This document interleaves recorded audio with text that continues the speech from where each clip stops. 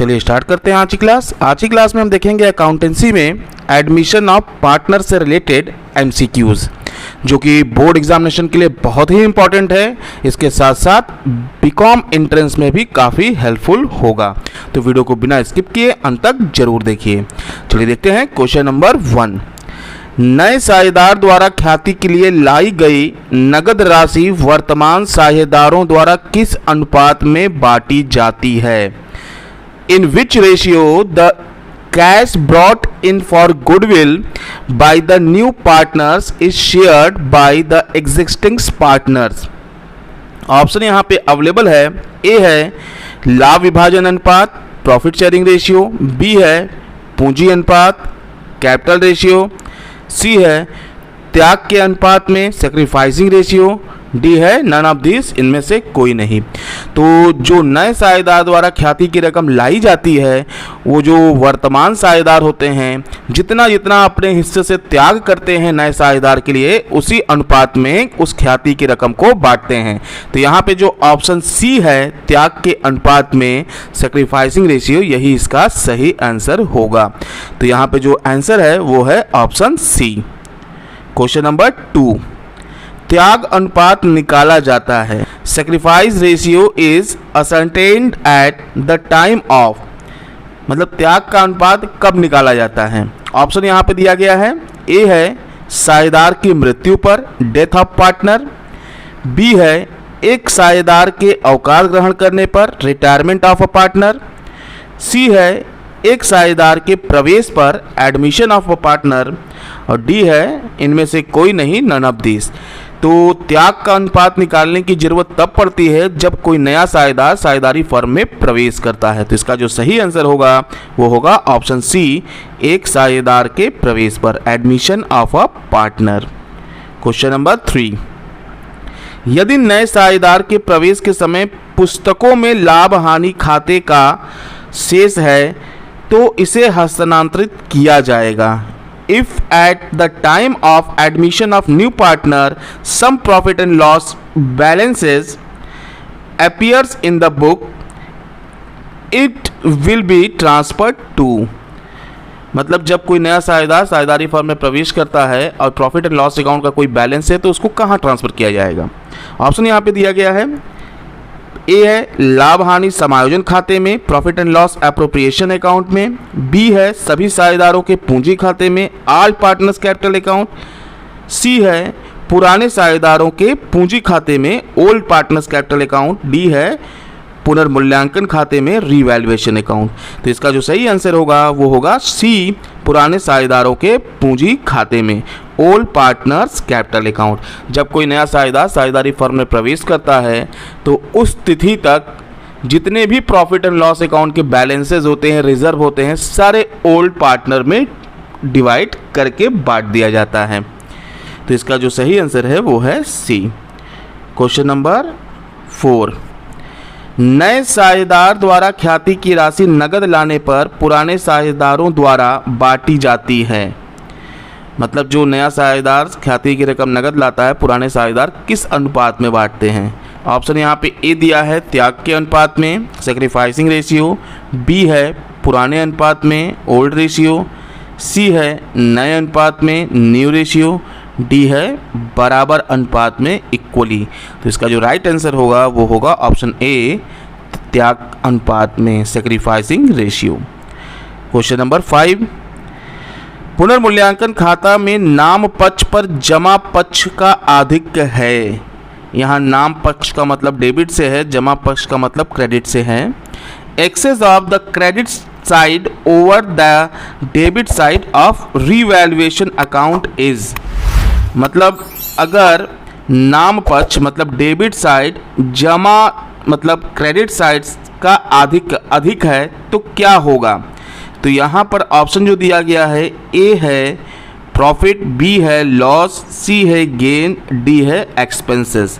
तो अगर credit side ज़्यादा होगा डेबिट साइड से तो वहाँ पे लाभ होगा, प्रॉफिट होगा। तो यहाँ पे जो राइट आंसर होगा वो होगा option A.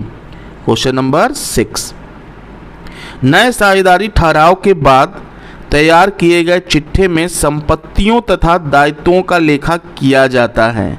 Balance sheet prepared after new partnership agreement, assets and liabilities are recorded eight.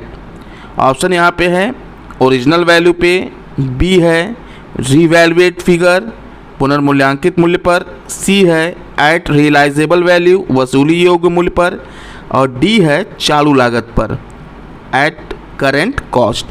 तो जब कोई नया साझेदारी फर्म में प्रवेश करता है, उसके बाद हम लोग अगर बैलेंस शीट बनाते हैं तो वहाँ पे जितनी भी असेट्स एंड लायबिलिटीज़ होती है वो रिवैल्यूएट फिगर दिखाई जाती है बैलेंस शीट में।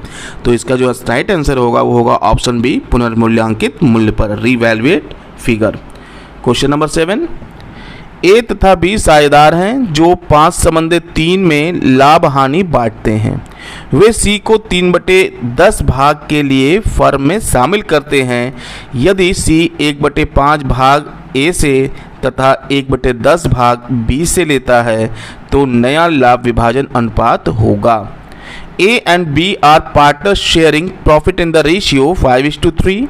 They admitted C giving him 3/10 share of profit. If C acquires 1/5 share from A and 1/10 share from B, new profit sharing ratio will be। यहाँ ऑप्शन जो available है वो है 5:6:3, B है 2:4:6, C है 18:24:38, D है 70:11:12। इसका राइट आंसर मैं बता दे रहा हूँ आपको, बट आप इस क्वेश्चन को सॉल्व कीजिए। अगर नहीं समझ में आता है तो हमारे चैनल पर विजिट करके पार्टनरशिप नाम की एक प्लेलिस्ट है, वहाँ से ये सारे क्वेश्चन को आप समझ सकते हैं, देख सकते हैं। तो इसका जो राइट आंसर होगा वो होगा ऑप्शन डी 17:11:12। क्वेश्चन नंबर 8, निम्न में से कौन सी संपत्ति एक नए साझेदार के प्रवेश के समय पर अनिवार्यता पुनर्मूल्यांकित की जाती है? Which of the following assets is compulsory re-evaluate at the time of admission of a new partner. तो जब कोई नया पार्टनरशिप फॉर्म में एंट्री करता है तो वहाँ पे गुडविल एक ऐसी संपत्ति होती है जिसको हम रीवैल्यूएट करते हैं। ऑप्शन यहाँ पे जो दिया गया है, ए है स्टॉक, बी है फिक्स्ड असेट्स, सी है इन्वेस्टमेंट, डी है गुडविल। तो इसका जो राइट आंसर होगा वो होगा गुडविल ख्याति। क्वेश्चन नंबर 9, ए और बी लाभों को 3/2 के अनुपात में बांटते हैं। ए की पूंजी 48,000 रुपये है तथा बी की पूंजी 32,000 रुपये है। सी को लाभों में 1/5 भाग के लिए शामिल किया जाता है। सी को पूंजी के लिए कितनी राशि लानी चाहिए? A and B are partner sharing profit in the ratio of 3:2। A's capital is 48,000 and B's capital is ₹32,000. C is admitted for 1/5 the share in profit. What is the amount of capital which should C bring? तो इसका जो right answer मैं बता दे रहा हूँ आपको, but आप लोग इस क्वेश्चन को सॉल्व कीजिए। सॉल्व करने के बाद आंसर पे ध्यान दीजिए। नहीं समझ में आता है तो कमेंट बॉक्स में कमेंट कीजिए, जल्द से जल्द रिप्लाई किया जाएगा। यहाँ जो ऑप्शन दिया गया है 20,000 रुपीज़, बी है 16,000 रुपीज़, सी है 1,00,000 रुपीज़ और डी है 64,000 रुपीज़। तो इसका जो राइट आंसर होगा वो होगा A 20,000 rupees. Question number 10, A B तथा सी साझेदार हैं। सी को 1/5 भाग से शामिल किया जाता है।